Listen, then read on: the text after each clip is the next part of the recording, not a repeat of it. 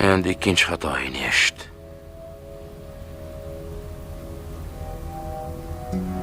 Sen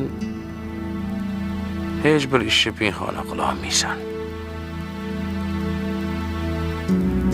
Mana u qiyshuv barmoqlaring qorong'ida ham pand berib qo'yadi. Undan ko'ra o'zimni o'ldirsang bo'lmasmidi?